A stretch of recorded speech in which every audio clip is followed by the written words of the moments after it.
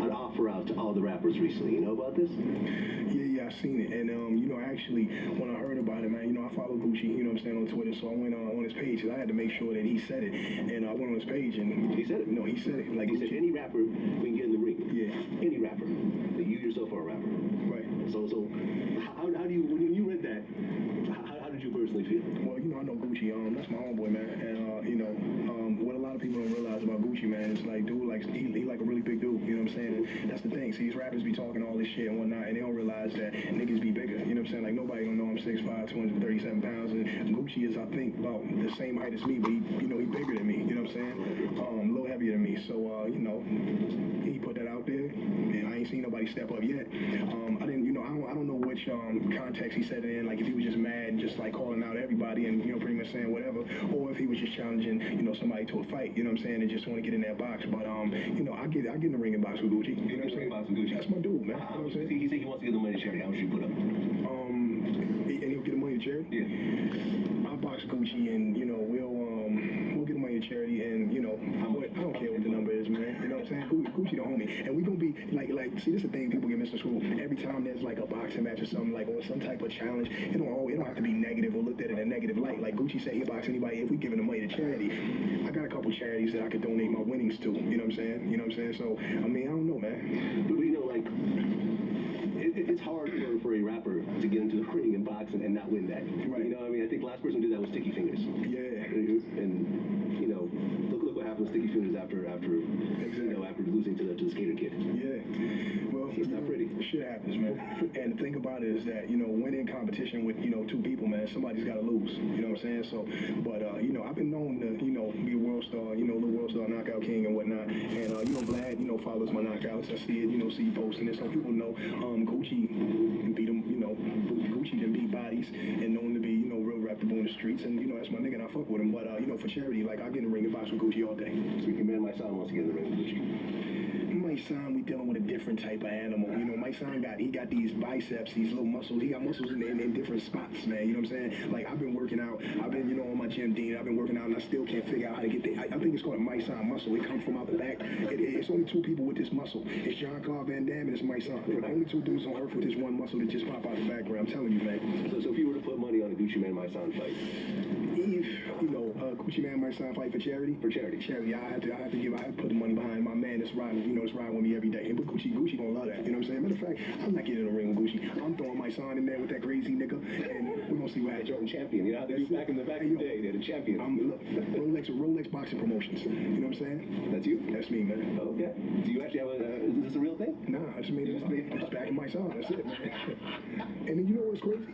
I promote the fight for both fighters. You know what I'm saying? I put it on my son, and I promote Gucci too, 'cause that's my nigga. I want into charity. Like, I got a charity, man. I would just like to donate it, to the kids that got cancer, man. I always see these commercials and these pictures. It's something about kids, these little girls and little boys losing their hair. That picture every time, it just fucks me up inside. So anytime I got some money to donate to charity, it's always going to the Kids Research for Cancer, Cure for Cancer Foundation.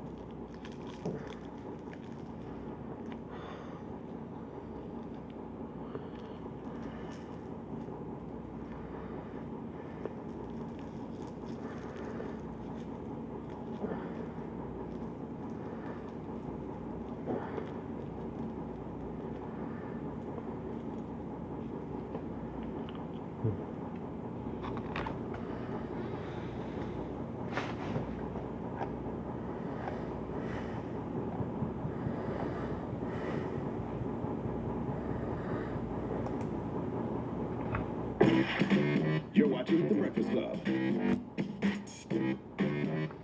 Morning, everybody. It's DJ MV, Angela Yee, Charlamagne the God. We are The Breakfast Club. We got a special guest in the building. Hurricane Game. The game.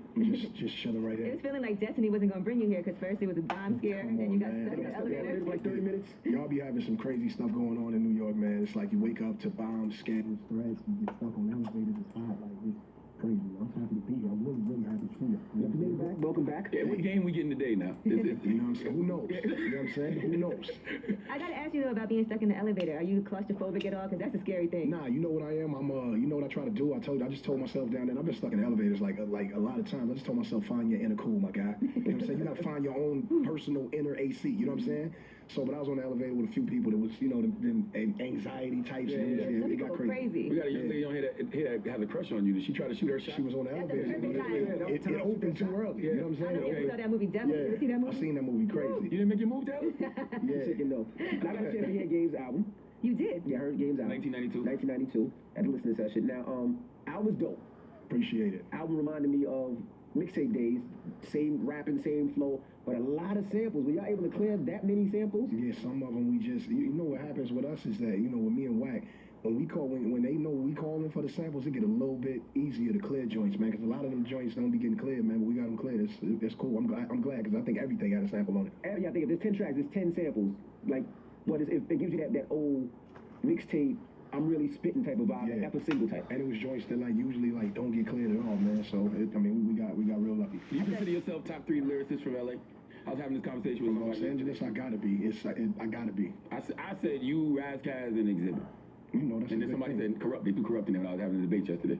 I mean, Yeah, he is from Philly. yeah, I mean originally, but Corrupt, you know, he rep for the West Coast. You know what I'm saying? So and he, you know, he put a lot of time in out there. You talking about just This is overall? lyrics. This is lyrics. I'm talking about bars, line for line. Yeah, I mean, I would be like I would put myself in a 3 if I had to pick 3. I would say it was a Kendrick thing. You know what I'm saying? Can't leave him out. That kid is amazing and is very lyrical. I would definitely say Corrupt because of what he did at a time where you know what I'm saying, West Coast cats wasn't doing that. And then I mean, me, I gotta throw myself in there. It's like, you know, unanimous. But I think the rap battle. I don't know, it's a guy, and I love Corrupt, and I'm with the Kendrick Gang thing, but it's a guy named Crooked Eye, I think. Again, yeah. So it gotta be a top 5. Crook is. You can't just do a top 3. Forgot about Crook. And everybody that know hip hop, you know that Crook. I mean, you forget. You know what I'm saying? But you know that lyrically. People forgot, like, you know, even I forgot. Yeah. And I'm a Game fan, and then when you did the diss record to me, I'm like, damn, Game could spit. We up here like, damn, Game is getting Yeah. I spent too much time at Daddy Daycare, man, and then you know people forget. I have to listen to that like 10 times to catch everything. I listened to this record at least 5, 6 times. Like I always knew you could rap. That wasn't no debate, but I'm like, nah, he's a rapper. In my group chat, my friends were like, y'all hear it again. As soon as it came out, I was in the car. I was like, put it on now, put it on now. You know what's crazy is that when I was writing it in the studio, You wrote it in New York. I wrote it in New York, Quad Studios, and I couldn't wait to get here because I couldn't find a studio in South Carolina, and I was just like, I gotta get to New York because I had these, you know, I had everything bubbling inside, and when I wrote it, I felt the same feeling when I was writing 300 bars. You know what I'm saying? So I knew that it was gonna be something when I was done. Now, one of the Dream Chasers said you got a ghostwriter. That's crazy because Chino said that. I'm always the guy that got a ghostwriter. It's like, you know what I'm saying? Everybody say, well, 50 wrote the first album and yada yada. Well, 50 didn't help write the second album, and the second album still went multi-platinum, and That's my Game was favorite one. dead, and that's my favorite one. Dr. Levin. And you know what I'm saying? Shout to 50 because we chopped it up in LA and everything is all good. And then, you know what I'm saying? They say, oh, well, he had a ghostwriter on the second album, and then I did 300 bars. I mean, not 300 bars, but then I did, you know what I'm saying, on 500 bars after that. It's always Game got a ghostwriter, man. I'm in the studio with my homies, you know what I'm saying, and I just got it off. You know what I'm saying? That was my feeling. You can't ghostwrite what Game says. Sure. You know what I'm saying? Because only I talk and speak like that. Well, on Pest Control, was there anything that you originally had thought you would put in a song and said, nah, you know what, this might be too far? Too far. There's so I'm just asking because it went far, but I'm she just right. Hey, yo, wondering. she got a thing because there was a lot of things that I left out. Where I could have went really Charlemagne the God. You know what I'm saying? I could have went. You was pretty You close. went far, but I was Talking like, about shaving somebody's mama's mustache. That was far. And And you know, sleeping it's with his crazy. sister. I don't like to do mamas, you know what I'm saying? But I did go to the gram. She did have a mustache, so I felt it was fair play. but like, what are some things that are off limits too far? Like, what would you say is too far? I think kids are definitely off limits Right. at all times. Kids, you know what I'm saying? They just kids. Other than that, no one. No one. Yeah, nobody. Now, everybody thinks this is a publicity stunt to sell I've 1990. sold 25 million albums. I don't understand how that's possible. I don't even care if 1992 sell or don't sell. Like, for the last 15 years of my life, I've been getting money here, there, everywhere. I'm still rich. I'm not going broke ever. It's not about album sales. Albums ain't really selling like they used to. You're not even getting that much money. It's all in the all in your advance, and then your back end, you don't get chewed up by the label. You really don't never see that. So it's not about selling albums. I'm not the label. I have a label. They're gonna make the money that they put out to, you know what I'm saying, produce the album and all that. So I'm not making this record so that the label can make all the money, you know what I'm saying? So it ain't about that with me. What about these reports that the police never even questioned you? It wasn't, see, the thing about that is there's not paperwork for talking to the police and implicating someone. It ain't like I said, yo, he snitched on me, told the cops I had 15 bricks in the trunk and I'm facing 25 to life. No, they had conversations with police officers and implicating my crew and me about that. So when police came to my house the day before I left to come on tour, they were asking questions based on what was told to them by these cats. And there's no paperwork drawn up on that. So why would Meek tell? Like, what do you have to do with the situation? I don't understand. I really, and I'm being 100% honest. I really don't understand why he did that. I don't understand. We were silent. What happened was we was in the club. As soon as I seen him, I hadn't seen him in a while. He was on the house arrest thing in Philly or whatever. So I sent the bottle of rosé just for me to hand over to him. You know what I'm saying? Like, welcome back. You know what I'm saying? You know, to freedom, just being able to move around. And you know, I had told him when I was over there, I'm like, yo, cats been getting robbed in LA, and they have. And like, cats been getting laid down for the jury. And I told him that, you know, just watch your back and all that, and when you leave, don't wait for the club, you know what I'm saying, and like, you know, get out of here a little bit earlier. So he took my advice, he did that, and after that, Sean Kingston got robbed. You know what I'm saying? Because he one of those type of cats that's like, fool, you see Sean Kingston, that's like an easy mark, you know what I'm saying? So Sean Kingston got robbed. We get out the club, 15 minutes later, Sean Kingston called me, bro, that's messed up. You got me robbed. Meek said that you told him that Dax was robbing and that he should go, and then all of a sudden I get robbed, and that's messed up. I said, look, I didn't get you robbed, dog. If you need help getting your jury back and you want to ask some questions, I'll help you. You know what I'm saying? But I said, let me get off the phone with you, call Meek. I called Meek. Meek said, man, I ain't tell that fat nothing. So I said, let me get them both on three-way. Got them both on three-way. Kingston saying you did tell me. Meek saying, you know what I'm saying? I didn't tell you. I'm trying to perform, bro. I ain't have time to argue with him. I let him go. They on the tour. Detectives come up to him, ask me the questions. You know what I'm saying? I told him, yeah, I ain't had nothing to do with that. Slam the door. Like, hand on. Mush it. Closed. And then I'm in Miami, in Story. I get a little, I get off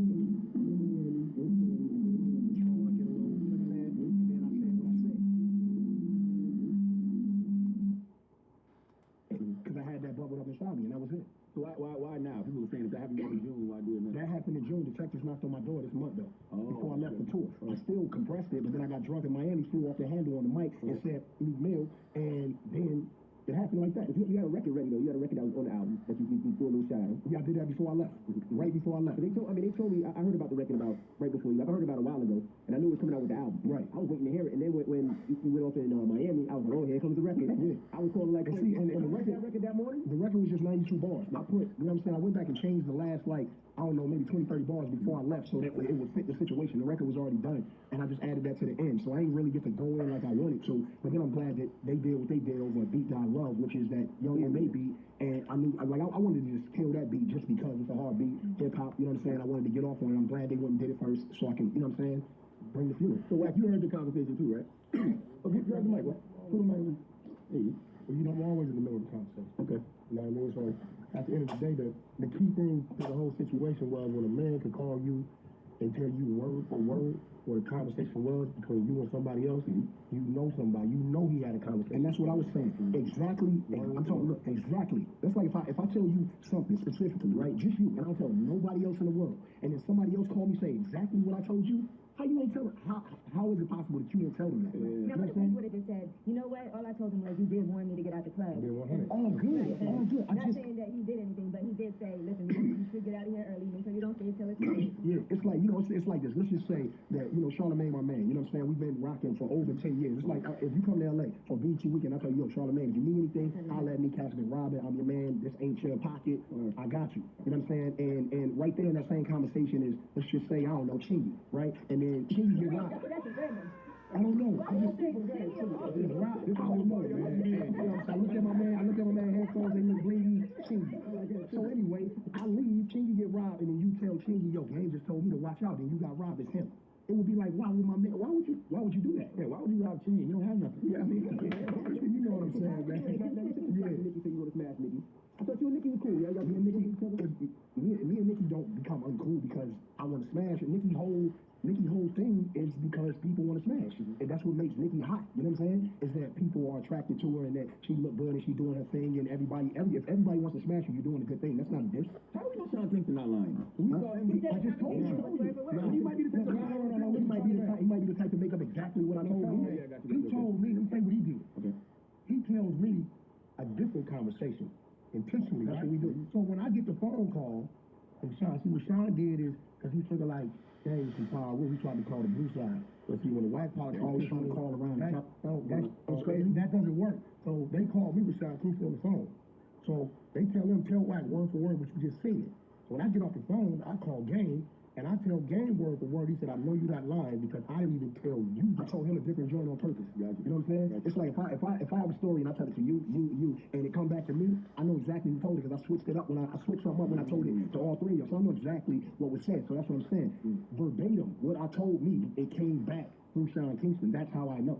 You know what I'm saying? When you see Sean Kingston on Instagram talking all tough and crazy, he been calling everybody's phone trying to back down on that. And the crazy part about it is I'm on tour and I'm in New York. But when I get back home and I can really like lay the board out and really play how I want to play, ain't nobody gonna be doing all that. Nobody's gonna be doing all that. And then you know you got people out there that's gonna say, well, I thought you were an activist. And I'm not Jesse Jackson. I'm not be Jesse Jackson for these people. If it's some Black Lives Matter stuff that needs to be done, and I get up and I serve my purpose and use my platform to do that, and I'm doing that. But if somebody ratting on me and you know what I'm saying and implicating my name into some stuff when I already got trial, when I'm already facing, time and all of that for some other stuff, then that angers me and I'm off that Black Lives Matter for a minute. I'm angry about this situation. I'm gonna do me. I don't gotta be Jesse Jackson for these people 100% of my life. I'm human. It I got seems like feelings. you had some reservations though after I saw your interview with TMZ. Right. Where So you you, feel conflicted. yeah. Well, because I'm real. I do feel conflicted. You know what I'm saying? I don't like what's happening with the, two cats that got gunned down. I don't like that. But at the same time, I'm in my skin in my life, and I have a problem that I'm trying to address and, you know what I'm saying, put my attention to. Usually I post and I put the positive stuff out there. I say, Black Lives Matter, this is messed up. What are we going to do now? Here it goes again. But I don't want that mixed up with what's going on with this other situation because it's going to look crazy. So I just haven't said anything about it. Doesn't mean that I don't feel, sad. I'm not saddened by, two more brothers getting shot down by police and none of that. It's just that I don't want it looking crazy, so I haven't voiced my opinion publicly, and I don't have to. Now, every time somebody visits you, they always bring up some male scripture. That's crazy, but it's never a video and never a picture. It's only the Photoshop joint that keeps searching around. Where did that come from? A dude, nah, G really started it, but a dude that my mom used to date, this later dude that my mom used to own a strip club. A dude that my mom used to date that used to help her or, give a little fun, a little cheese to it, made that up talking, trying to get some money somewhere, and that's crazy. You missed the point. He was one of the strippers. Yeah, and he was working there, you know what I'm saying? But the thing about that ain't about that. The crazy part about it is that if your girl got some money, like your girl right now today, she got some money and she want to give it to me and it's me and her, I'm stripping down. She about to see it. You know what I'm saying? How much you want to throw? It's all good. You know what I'm saying? It's all good. And fellas and homies and dudes that's out there, let's not act like we don't change up and get not as hard as we are when we get in the comfort. You know, getting the ladies' company and all of that. Men act completely different around Come on, around women. So let's not play. Everybody, throwing down against it, and that's cool. But when you get around women, or when you with a woman and y'all being intimate, you ain't doing that. You moving them hips like you know what I'm saying? Like you in a 112 group or something, man. Come on, man. You got Beanie Siegel, he caught a stray. You know why? Look, let me tell you something. That's why I did the freestyle. That's why, because that hurt my feelings. And I'm being 100% honest, I'm a Beanie Siegel fan. We all are. I'm in high school, you know what I'm saying? Mac Daddy, Young Scrappy, no, he ain't the OG gangster. Yes, I is. Like, come on. That dude is coming at me for no reason. With Beans, you know what I'm saying? Like, I really rock with Beans. We all did. State Property, you know what I'm saying? The La Familia. I'm like, this is Beanie Siegel, the legend, Broad Street bully. I don't want problems with Beans. I look up to Beans. That's my homie. We done chopped it. We done smoked L's in LA, chill. We done did songs together. I check on him. You know what I'm saying? When he got out of jail, he check on me. We talk about the kids' life. And then all of a sudden, he in pictures and he got something to do with a song dissing me for no reason without talking to me. You gotta get it. In defense of Beans, and everybody know when it comes to my brother right here, right or wrong, I stand with him. Beans called me last night. Okay. When he called me the day before originally, upset on my phone, right?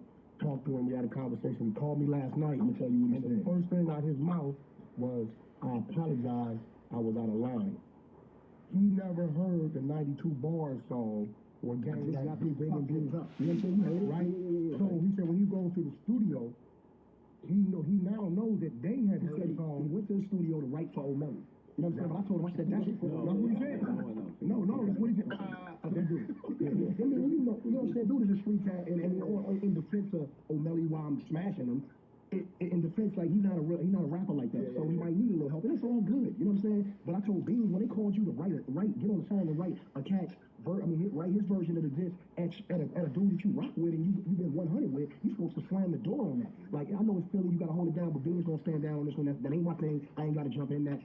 You should have knew. He said, you know what, Chuck, you're right. You know what I'm saying? You're right. But he did it. He jumped out the window, and it hurt I'm talking about it really hurt my feelings because I didn't want to go at Beans, but I had to, and I did what I had to do. I love how you did diss records too many people and you're also defending them now. Like,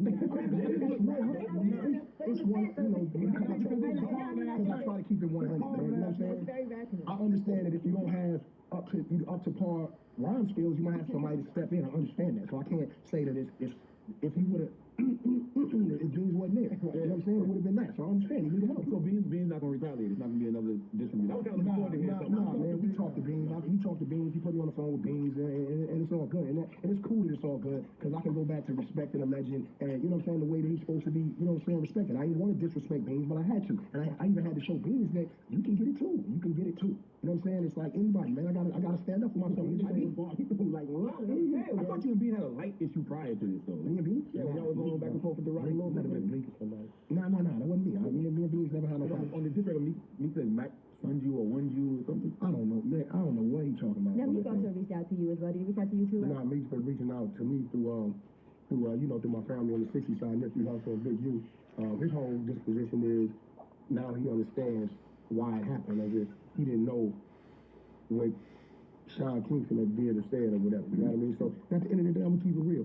like, and this is what I do know, because my ears always in the streets. Meek is living in Los Angeles, in Beverly Hills, right? He's living in Beverly Hills because it might be a slight problem, a slight issue, you know, on the Philly side. So he doesn't want that problem to go there. He know we got to come back home. Worst case scenario, he'll get ran back to Philly, or he just left him. There's no way he don't want to be. At the end of the day, it's hip hop. You said something, he said something. It's all fair game. Like, what's the problem? One thing you said, what I thought was interesting, you said that Meek knew all this stuff about game beforehand. Why do records? Why was he working with him? So then how you bring it back around? How can y'all be cool again knowing that that's how you But now, it ain't about being cool. It's about just being able to be, you know, at the same festival or in the same club, conducting your business, and being able to go in and out without it being a problem. Let I hear that now. You say that now. What was the conversation like with this?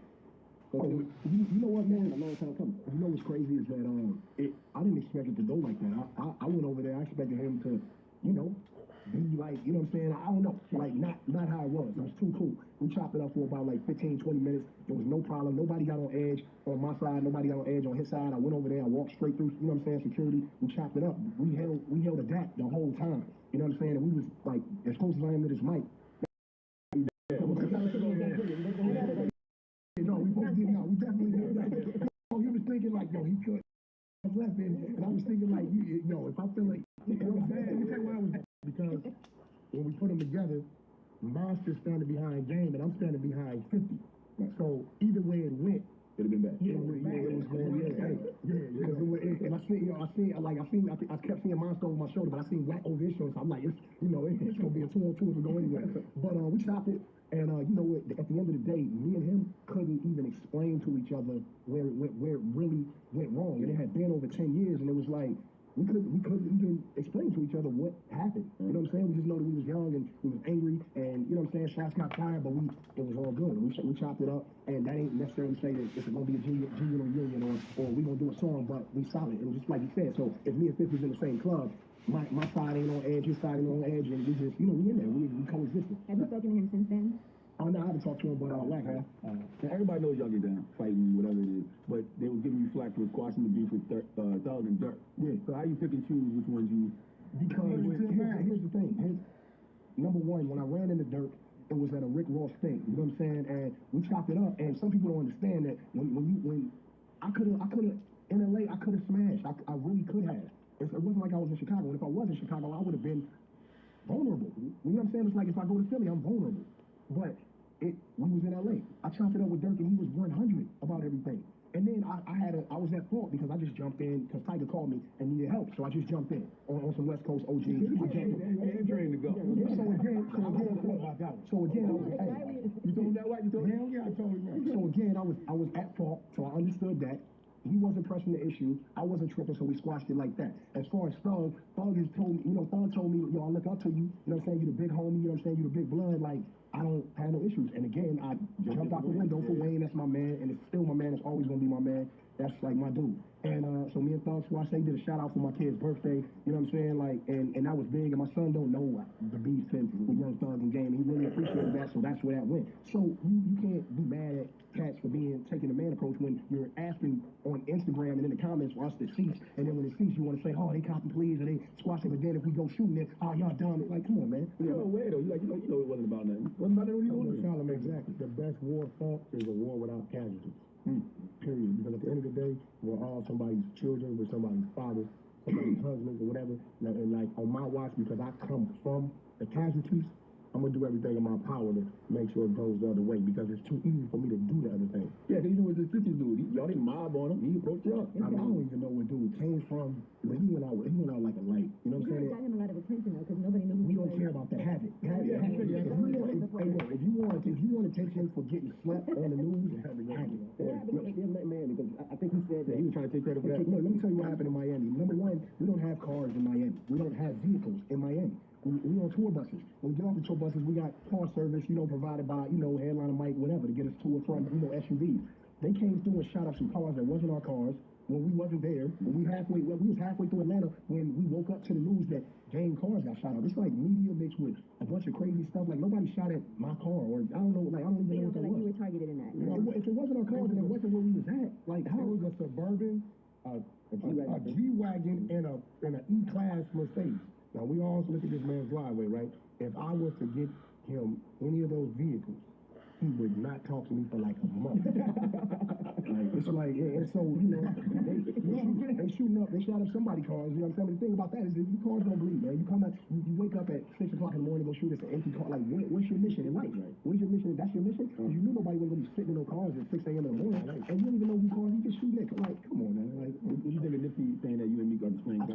I talked to Nipsey about that. I told Nipsey that you're doing exactly what I would do if I was you and you was me in this situation. It shows growth. It shows that you mature, and that's dope that you did that. But I'm not on that. I'm on this.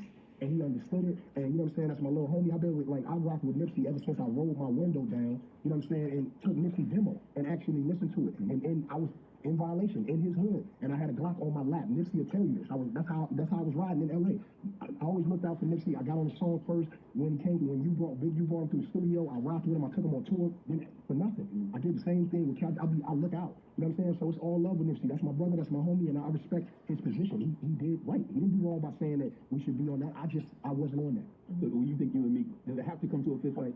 That's what I would like to happen. That's not gonna happen. That's not gonna happen. Nah, that's not gonna happen because he's already fighting game. he's already let it. I mean, you work out all the time. I don't think that's really fair. He's already let It it. ain't even a fair thing. It's just a man-to-man thing. If you got a problem with a man, you got a problem with you. It's all good. It's better than us whipping out guns and somebody dying. We gotta do that. You like an MMA fight. Like, come on. Man, you Like to really fight you. come on. I don't know, Solomon. Listen, at the end of the day, people go with this hype thing and all this. I'm 5'7". Yeah. Niggas better 6'3", 6'2", 80, 290. What that mean? Where your heart at? You right? And ain't nobody even do none of that, dude. I don't even know where he came, where his problem was, or where he came from. I just know what happened. Like, that was crazy. Like, that.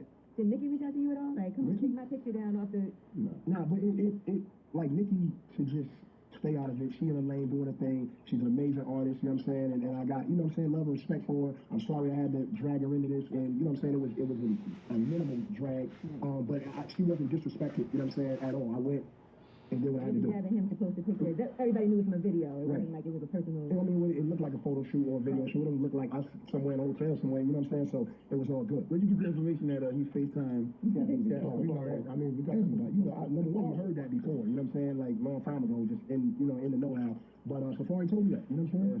So that's what it is. Now, what about the Kardashians? We were talking about this the other day. You don't have no friends over there, man. You don't want no new. Number one, that's not gonna stop. That's exactly what I said. Girls are still, it doesn't matter. That's not gonna stop, man. But yeah, I mean, it's nothing. It is what it is. But You know what I'm Kanye saying? upset that he tried to reach No, out. me and Ye, we solid, man. He'll never get Before upset. Ye. And it was before Ye, and Ye understands what it is. And but we made, me and Ye made a thing to not, you know what I'm saying, go at, not bring up people's wives and stuff like that, and family, like, just close family in a disrespectful, you know what I'm saying, man. So I ain't disrespect nobody. Be honest, man. I just tell her, tell the truth. And it's all good, man. They good people, man. Kim and Chloe, they good people. I don't got no problems with them. I'm just saying that. Now, what if one of them should come out and be like, game snitching?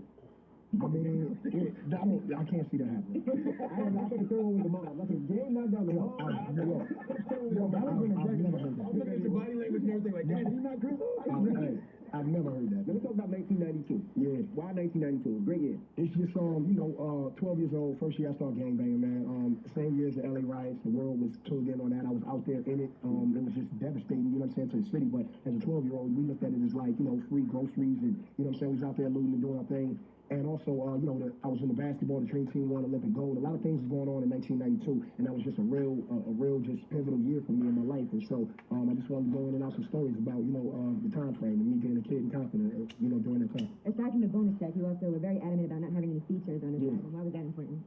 It's just something for my fans. They always just want to hear our game and say, we want you to go out with no features. So it's just a fan thing. Did the Wu-Tang album come out in 1992? Is that when it? Yeah, Wu-Tang album did come. I got a song on there called, I got a song on there called, That bonus track is not on the actual 1992 disc. It's just on the. It's a good record. It's top 10. It's spinning, and so the label got to do their thing. A nice Right, record. no. Coming here. Gucci.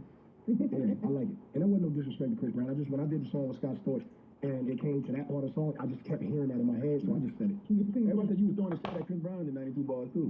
Nah, I ain't throwing shots at Chris in there, man.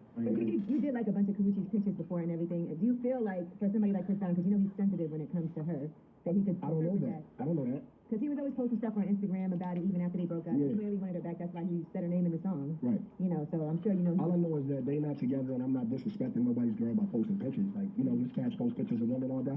I got homies that post you know what I'm saying, all day. I got homies that post post other chicks, and it's just, that's what Instagram is. What about your ex though? What if somebody posted a picture like Women's Crush Wednesday? That's the thing, and you know what? More power to you. They want it. I would think that I would be like, you know, you got fans out here. Let's go. It's posted. You know, to date again. A lot. Not allowed. I mean, she's an adult. Number one, he's in LA. number one. People would be intimidated, I'm sure. Right? That's on You them. gotta call whacking somebody from the I'm telling you, she got called, and I wasn't notified on Christmas. I was in the club, and then like exes and all, and I was watching people, and they're like, that's so-and-so, that's game, nah. So let me tell you about that. Like, she's dated cats, especially when we've been broke up, and that's cool. You know, having them around my kids is a different thing, because that's something that I need to approve. I love my kids too much to allow, and I know how dudes is. So if you want to date their mom, and she's grown, so she can date who she wants, she can, you know, like feel who's good for her, who's not. But about my children, you gotta come check in with me about that, because I don't want any dude just around my kids. I don't have no problems with that. But the thing is that when it's games, baby mama, if you're a dude, you think like, now I don't really want those problems, so I'm gonna go this way with the light skin. That whole politics in LA is crazy. Yeah. And then here's another thing. Don't work for Republicans. Here's another thing. She's not an easy pickup. You can't just get her number and think you're gonna take her out and you're gonna smash. She driving Bentleys and Maybachs and all of that, and she content and comfortable in life. And so you can't just come in thinking that you're gonna hit her with the okie doke and get you some, you know what I'm saying, some peas. You gonna have to work. I had to work, and we 2 kids in. You know what I'm saying? And she ain't letting me smash. Not even on the off or not even on the on night. It don't even matter. You win a beef, you can drop 10 oohs. You ain't going in there and doing that. She's 41 years old. She's a respectable person. She's a school teacher. She's a Christian. She hold it down for my kids. And I got a lot of love and respect for her. It's not easy. So it's a process. Do your kids ever ask you like, Daddy, what's going on with this beef? I don't gotta talk to them about that. They don't even I'm the dad. I'm the dad, and you don't like. Y'all want Yeezys, y'all want dogs, y'all want to ball out as kids, you want an iPhone 7 and all of that. You don't get to question me about what I do to take care of you. I don't have those conversations with my kids. I allow kids to be kids. My kids on Instagram, they already know where to go, where not to go. I got the parental restrictions on the Xbox, on the iPhones, on everything. If they drift off, which could or could not happen, I better not know about it, I better not see it, and if I see it, we're going to have a conversation about it. After that, if it persists, then I'm going to have to step in and I'm going to have to discipline you. I ain't never with my kids, but they're terrified of me, as they should be. I'm a parent, and we got a good rapport, man, so I'm not worried about my kids. They square, they lovely people, and I love them to death. So where does the beef go from here? Are you going to be more reckless? We going to go outside, and we just going to figure it out from there. I don't have no idea. I can't say it's over. I can't say that I have a problem with that guy. I can't say nothing. I can't say I don't want to fight. I can't say nothing. I'm here with y'all explaining it, you know, from the root of the problem to what it is now, and I don't know where it's going to go, but I'm going to be here for whatever it is. What about Sean Kingston too? Huh? What about Sean Kingston? Sean Kingston's fat, sloppy. You're like, you stop. Yo, he better stop playing. He better really, really, really stop playing. Yeah, because what he's going to do is, like, what he doesn't understand is when people hear that, we don't even have to say that. The same people just going to react. I don't think he's understanding that. People are just going to react out of pure respect to make that call and say, we have it there. You know what I mean? So what we've been doing is making a bunch of calls. You know how many people call, real hood that want to go. You know what I'm saying? At Cash, and I'm telling what I'm saying. I'm not saying go smash out, go kick. Like, nah, I'm telling people, chill. Like, chill. Like, I'm going to figure this out. Me and Wack, we're on the road. We're going to figure it out. This dude's pulling up at addresses, like, sending us pictures of dates. Like, and I'm like, nah, it ain't that. We're going to chill. We're going to figure it out. Let me handle it. And when I get home, I can really sit down and balance out everything, connect the dots. So what Cat's got to stop doing. So I think if you're going to come to L.A. and you're going to call the powers that be on me. You know what I'm saying? You're not calling, flipping nobody on game in L.A. It's not happening.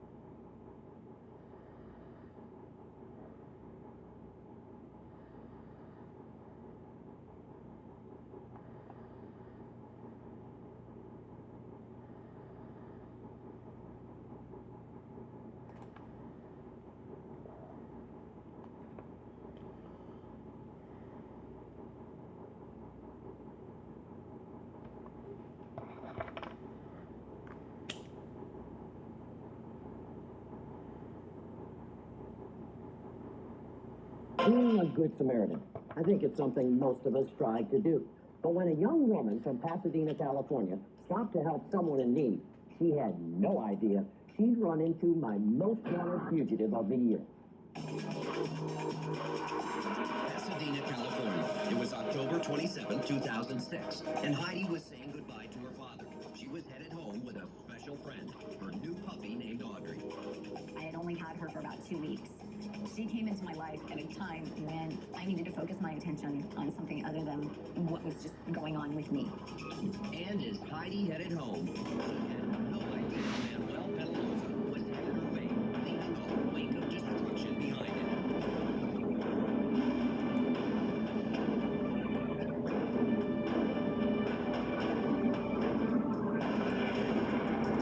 There was a car right in the middle of the street, and I couldn't get my car around it from either side. But I noticed someone was climbing out of the driver's side of the seat, and he was struggling to get out of the window, and he seemed very disoriented. I think this is someone that's in trouble, and they need help. And at that point, I yelled to him, "Is everything okay?" "Okay." He still didn't respond back to me. He seemed very disoriented. And I approached him, I just said to him at that point, I'm like, dude, just chill out. Everything's gonna be okay. I'm gonna get you some help. And then he just slugged me out of the way with his elbow. He had this very crazed look in his eye, like he was hopped up on something. I reached from behind, I grabbed him from the back. He turned around and he punched me in the jaw, knocking me to the ground, which startled me because I'd never been hit like that. "What are you doing? Get out of my car!" I just grabbed the side of his head and I just dug my nails in. I could hear Audrey barking and just frantic in the car. It was like she was trying to help me, but she knew to stay, so she didn't get out of the car. I didn't care about the car. It wasn't about the car. It was about saving her. He was trying to get the car into drive, and he was having a very hard time doing that. And I knew he was going to take off. At that point, he just gunned it. I could smell the tires burning, and I've got to find a way to hang on. And I just grabbed the steering wheel with one hand, grabbed the back of the headrest with the other.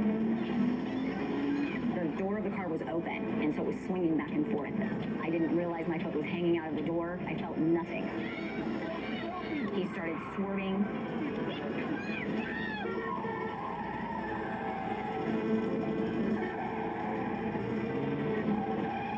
And he got up to 50 or 60 miles an hour. And he tried to elbow me this way, trying to knock me out. The whole time just hitting me right in here with his elbow. At that point, I couldn't hang on any longer.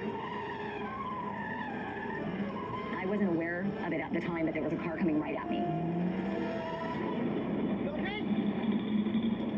He was yelling at me, "Don't move, don't move, I'm calling 911.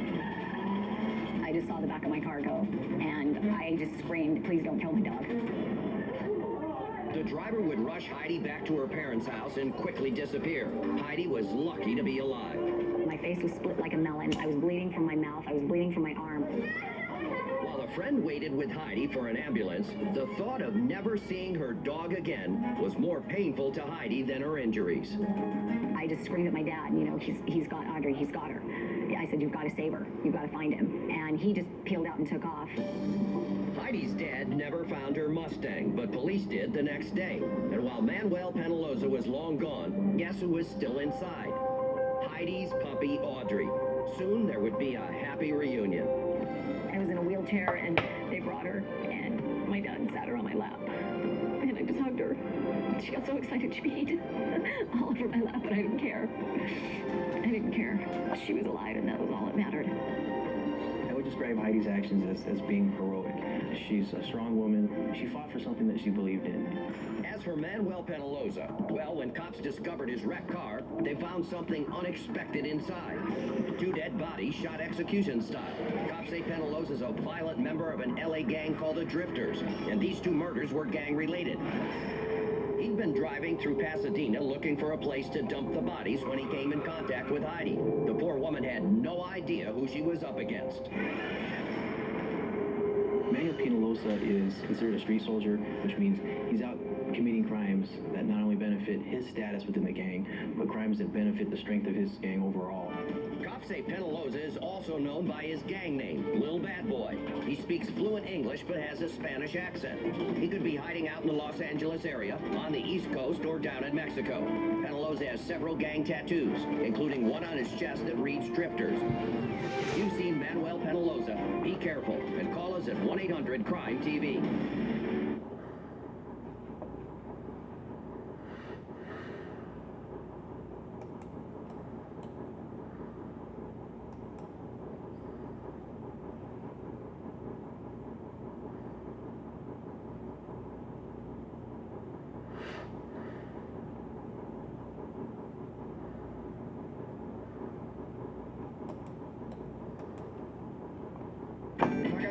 Zig it out, anyhow, bad man now, zig it out, anyhow, be the man of my day, zig it out, make to make number one tune, yeah, zig it out, be